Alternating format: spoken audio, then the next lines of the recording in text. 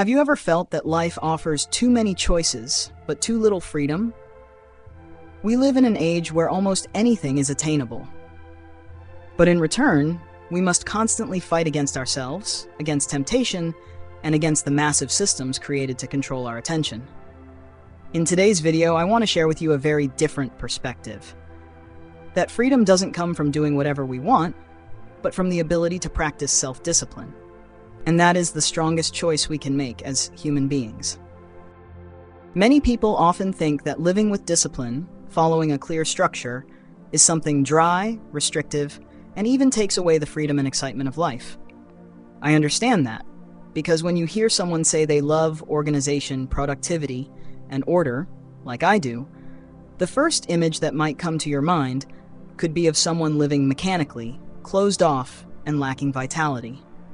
But in reality, it's completely the opposite. I love discipline, not because it makes life rigid, but because it helps me create space for the things that truly matter. When everything in my life is well organized, from work, health, to relationships, I no longer have to worry about trivial decisions or minor distractions every day. I have more energy and freedom to focus on what really matters. Rather than being a mental prison, as many people think, personal discipline and structure in life are the keys to unlocking freedom.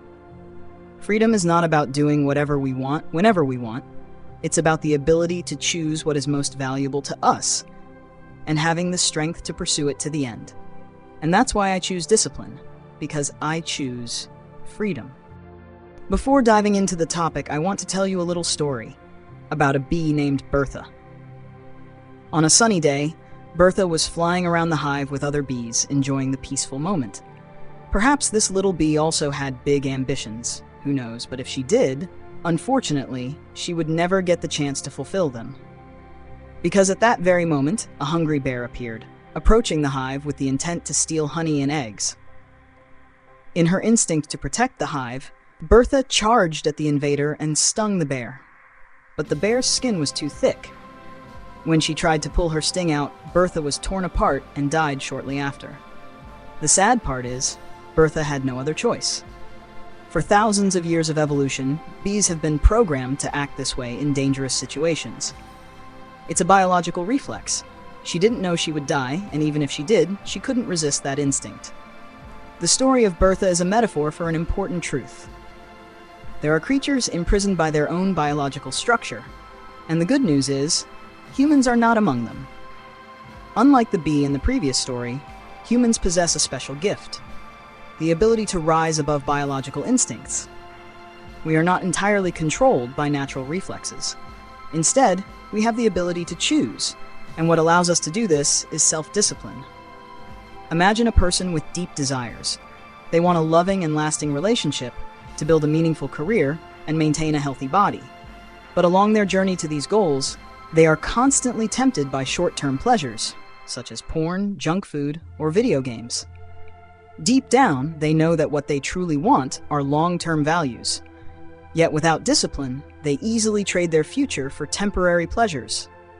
And it's at this point that the difference shows. What separates a drifting life from a purposeful life is the ability to practice self-discipline. Fortunately, we can train this ability. Self-discipline not only helps us resist temptation, but also opens the door to true freedom. The freedom to live according to what we truly desire, rather than being bound by impulsive desires or unconscious habits. Self-discipline is a remarkable ability, but the path to freedom is not always easy. We not only have to face our own biological instincts, but also live in a modern world that knows how to exploit these very instincts for profit. Companies, brands, technology platforms all understand what triggers human reactions, and they use what is called supernormal stimuli to make us dependent. A clear example is fast food. Our ancestors had to hunt for fat and salt, rare and valuable components in nature.